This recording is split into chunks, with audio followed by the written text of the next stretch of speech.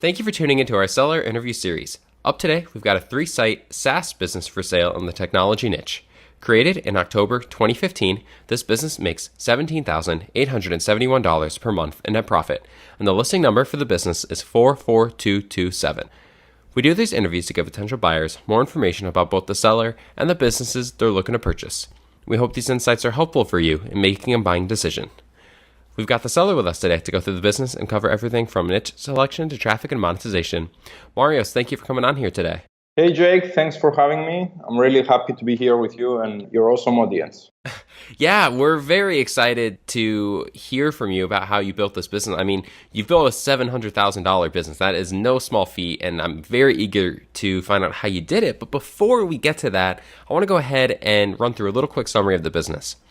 Again, the business was built in October of 2015, has a monthly revenue of $43,645, expenses of $25,774 to make for a net profit of $17,871, which is generated on a 12-month average.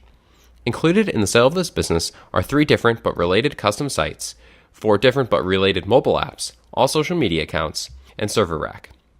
Marios, can you give us a little bit your background in building and running online businesses? Yes, so originally I studied civil engineering. It's totally unrelated to the internet world. I was always interested and intrigued by how internet businesses would open you up to the world. You are able to create something of value for people across the globe. I always wanted to build my own business, so I was exploring. I learned a bit of programming myself. Then I studied a lot of techniques for internet marketing. I was always studying on the side out of pure interest. I never had any formal or official education or training on that. It was everything. My motivation was that I wanted to build something of value, and that's what I was doing always during my studies on the side. And yes, I previously had a few successful ventures. Everything was built to solve a really simple problem. They always end up being scaled into meaningful businesses. I mean, for a student doing that on the side, they always became really profitable quite fast in 1 or 2 years. And yes, after my studies in 2015, I focused on this business that is today up for sale. And yes, here we are. So how did you settle upon this specific niche? So this specific niche is actually solving a very, very simple problem for businesses. At the time, around 2015, I was asked by a government agency to transmit a document to them in a certain way. So I didn't have that method accessible. So I decided to build a service that would charge an upfront fee for this kind of service. So this started as a hobby, kind of need-based business, and slowly but steadily we developed the product, we improved it, added more offerings, made it more complex.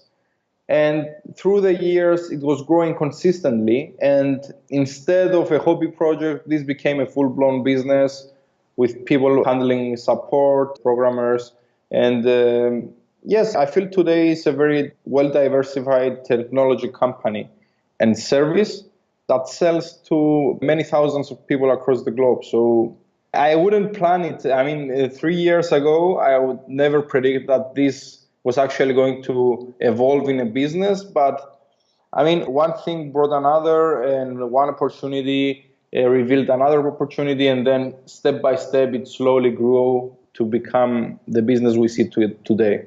Why have you decided to sell the business? During my studies, I had a very close friend with me. He invested some money in the business. At the time, he said, I believe in you, so I like the idea, let's do this. It's been a couple of years since that time, 2.5 years. My partner needs an exit. I feel that I have invested everything that I had in this business. So it's kind of the time for me to take some chips off the table and give my partner his return, and also take some chips off and invest on other things, because currently all my net worth, so to say, is invested in this business. So I think it's wise for me to take a small step back and invest on something else. When you started this business back in October of 2015. Now it's been a few years. Was there anything that didn't go quite so well? Was there anything that happened that was more of a learning experience for you? Yes, I mean, at the beginning, for the almost the first year, we were not making profits. So we were sort of discovering the niche, trying and finding out what is needed by users and everything. I think the most challenging bits and parts of the business was we had sudden requests by very big customers that we couldn't serve back in the early days. I remember one distinct event. One guy came in and said, I want to transmit that many files. And we thought that we could handle it. It totally destroyed our systems for many weeks. It took us a while to recover because it was a big challenge to solve. But I mean, I think sometimes if we could serve that customer, maybe we would accelerate growth earlier. But then every next experience was a learning experience for us. It forced us to get better, make the product better, make it more scalable. Of course, in the future, we had many more events like that. But I mean, that first customer, while we were making losses, it was like God giving us a chance to grow and be profitable, and we blew it. But yes, I think every step of the journey was a learning experience for us, every step of it. I mean, from failed marketing experiments in the beginning, big customer requests that we tried to serve and we couldn't, and we lost the customers. All those things helped us shape and mature the business and focus on profitability. I mean, if you check how the financials of the business, you will see that it's a business that the focus is on cash flow. I mean, we did a kind of reserved and step-by-step approach. We didn't want to blow all the money on marketing. We didn't want to go aggressive on things we didn't believe in. We took sure and solid steps, one step at a time. And I think that paid off in the long run. So that brings up a good point then. What exactly are you doing with the business right now in terms of marketing? Currently, after 2.5 years of work, we have some pretty mature AdWords accounts. I am quite experienced at AdWords marketing, but the accounts are pretty much mature. I don't do much there. So we have established accounts on AdWords, Facebook, Twitter, and Bing. The lion's share is with AdWords. So that's pretty much most of our marketing and a big part of our monthly expenses. And we have a very big email subscriber base. All these people signed up for our services. We have over 100,000 signed up users. And we don't do it aggressively, but maybe once every few months we send a newsletter and we try and identify the high value leads and email them. That's basically it. We don't do anything else, nothing fancy and nothing exceptional. It's traditional emailing whoever you think has the money or is a big customer or has a need that will move the needle of the business on one hand. And on the other hand, make sure that the AdWords accounts are funded and nothing goes wrong. And usually nothing goes wrong, but maybe 1 or 2 months, you might need to block a keyword or something, but it's nothing very time consuming. All the work was done through the first couple of years.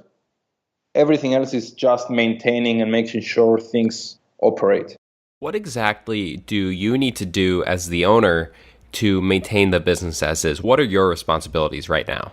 Okay, so as an owner, the things that you would have to do, and I do currently, is set the vision for the company. For example, currently we have 3 main chapters that I have asked the main developer and the development team. There are actually 2 guys and a system administrator. One guy is full-time, the other guys are part-time. So what I do is I tell them that we need those 3 things because I believe those 3 things will bring growth for the long term. We can go to describe those things later on. And the other part of what I need to do is currently support is fully managed by 2 support agents, one in the Philippines and one in Greece. And we have a sales and support manager. That person does everything. She's amazing. She calls people, she receives the calls, and then if there is a big request by a customer, that's when I am involved. She either texts me or she either sends me a message on Skype and she says, listen, we have these 3-4 requests. Can you please check them and tell me if I got it right? So we give quotes So what I have to do is set the roadmap for the development team. And then if there is a need for a big customer, a big request, then I jump in to help them with pricing. Everything else is pretty much automated, and the guys on the team, they know what to do. Not much time is needed for me, but they always get in touch with me for the big requests. But I'm pretty sure that our sales and support manager, if I told her, listen, this is the pricing that you give, this is how you treat the big cases, I think that would release more time from the owner. But I really like to be involved in that part because it keeps me interested. You mentioned, or I guess I mentioned earlier, but there are three different but related websites and then four separate mobile apps for the business. Can you Yes. talk about, how all of these different parts come together for the business? Yeah. Okay. So we have three different domain names. One of them is currently not finished in terms of development, but it's kind of a premium domain that could be a lead generator for a new buyer, a new owner in the future. So the two main websites, one is for retail and it's kind of a B2C kind of offering. People, small, medium businesses use that part of the website. And it also provides an API for developers to integrate our system with theirs. And the second web platform is for B2B marketing. So it has less customers. It only has around 850 signed up users, but those currently spend much more money than the customers on the retail business. The retail business has over 100,000 subscribers. Those two actually are the same service. One part is directly to consumer or small medium businesses, and the second part of the business is selling in bulk. So actually customers on the bulk offering, they spend a lot to transmit a lot of documents in a short time. And basically the apps was an initiative we took around early 2017. The apps were meant to open up a new sales channel for users that wanted to use the same kind of service on their mobile phones. And it actually worked. It was a very good bet because it increased our user base with minimal costs. It's very solid and recurring revenue streams, and they are fully integrated with our API. So essentially, any developer could replicate what we did with our apps, but since we control plus the supply and the demand, it's pretty defensible in my opinion. And yes, the reason we have four apps, two of them are for sending documents and two of them are for receiving documents. And the two of the apps were built later on. They were released in the past few months. And yes, that's about the products. If you were to keep the business, what do you think are some of the major opportunities for growth that you would focus on?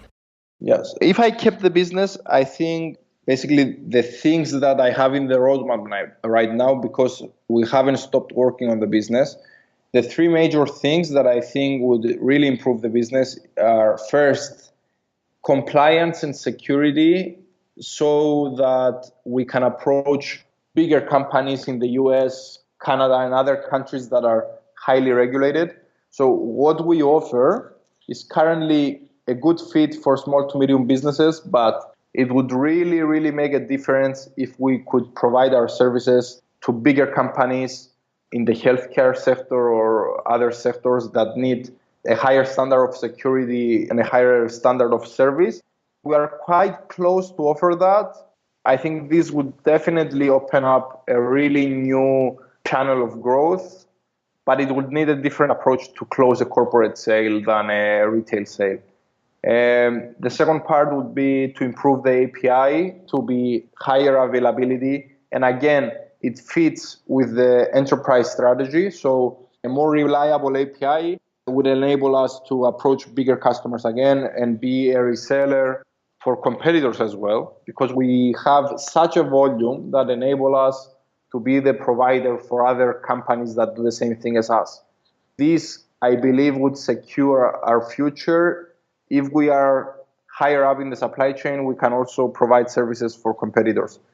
And then we don't really need to worry in the next few years, for example, if competition grows, since we would be higher up in the chain. The third part would be for our second web platform that caters to bulk transmission of documents, would be the offering of a white label version of the product. I think many of our customers resell the services already, and I think that would enable us to give them the option to market more efficiently. And yes, this one is also in the pipeline, and I believe it would help the revenue.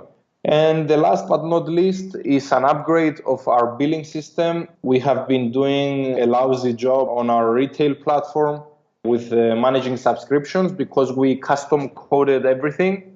And I feel if we upgraded our billing system to something that does better subscription management, dunning, sending emails to people that had their card expired to upgrade their card, this would reduce the number of subscribers that unintentionally stop their subscriptions. And over time, it would compound revenue for us. I think those are the 5 key features that I would focus on.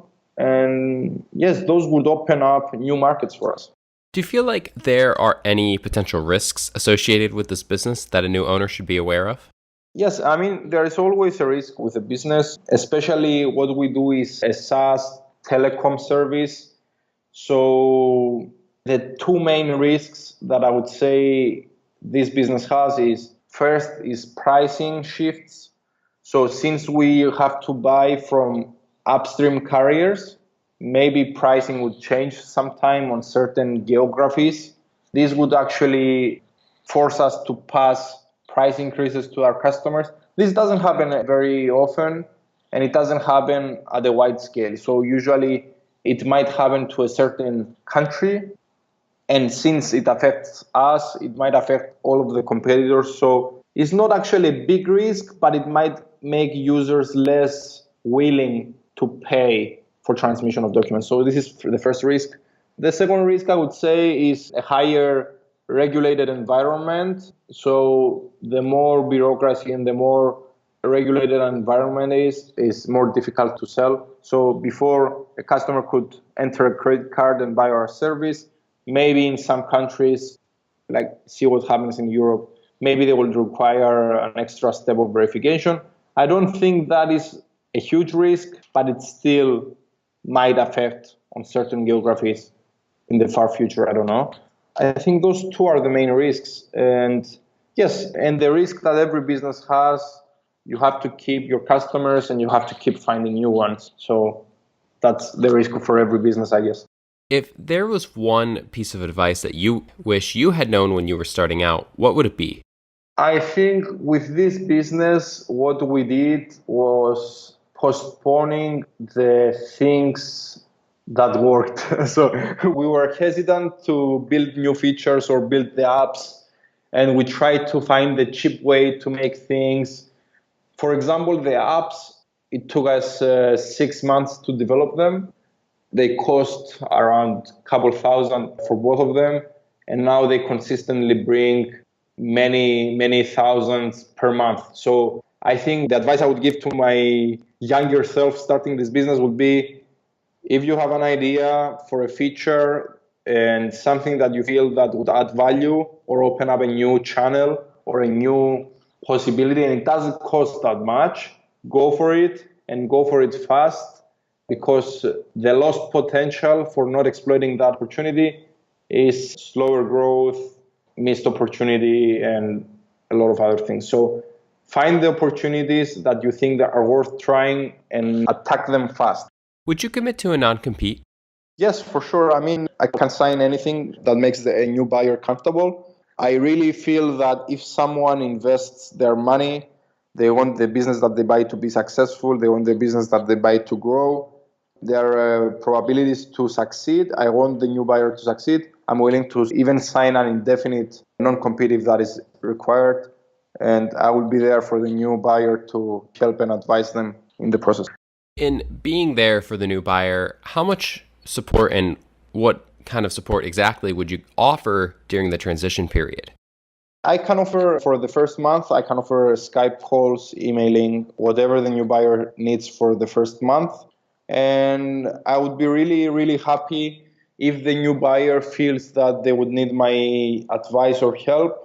After that first month, I would be really happy to agree on some kind of consultancy or other arrangement to help them in case of need. So I'm not going to abandon the new buyer if they want me to be around. If they don't want me to be around, that's fair enough. But if they want some help after the first month, I'm willing to agree on something on that. But for the first month, I'm available on Skype, phone, email, whatever they need to get started. Would you be willing to negotiate on something like an earnout? Yes, if a buyer is serious and if a buyer really wants the business and they want to reduce risk, and if I also feel that the new buyer is the right fit for the business because I really want the business to keep growing, I'm really open to that and seller financing and everything. As long as the initial payout is sizable enough, I'm willing to negotiate some sort of earnout, of course. Awesome. Marios, thank you so much for taking the time. I do have one final question for you, but before we get to that, I'm going to go ahead and run through that little quick summary of the business again. The business was built in October of 2015, has a monthly revenue of $43,645, expenses of $25,774 to make for a net profit of $17,871, which is generated on a 12-month average. Included in the sale of this business are 3 different but related custom sites, 4 different but related mobile apps, all social media accounts, and server rack. Note that this can be transferred or hosted for the new owner. Marios, could you put yourself in the shoes of a buyer, and then looking at this business, why do you feel like it's a business worth buying? This business is actually a well-diversified and well-positioned business in the SaaS telecoms niche. A lot of the groundwork has been done, and I feel that a motivated new buyer can use the income, the cash flow, the learning, and everything that is already there, and they can go forward and evolve the company and also exploit new markets, find new customers, and do what we didn't do so far. So the business is well diversified. It has a lot of side products. They all contribute in their own way in the total revenue, and they all depend on different traffic and customer sources. This gives a very solid foundation for anybody that wants to take that business to the next level. We didn't do everything right, and I'm happy that we didn't, because anyone that takes over this business will find a lot of things to improve. And yes, I feel the sky is the limit, because you are in a SaaS business, technology service that can grow exponentially if you do the right things. Marios, thank you so much for taking the time today. I really, really appreciate it. You getting on here, sharing your story, and it really sounds like this is a business with a lot of opportunities. Thank you so much. Thank you, Jake. Thank you very much. Have a good day, guys. If you're watching this on YouTube, subscribe to our channel. And if you want more information, the link will be below the video that will take you to this marketplace listing. If you're watching this on the listing site and want more information, become a depositor today. When you make the deposit, one of our business advisors will be in contact with you, and you'll be given everything you need to review this business. Have a great day.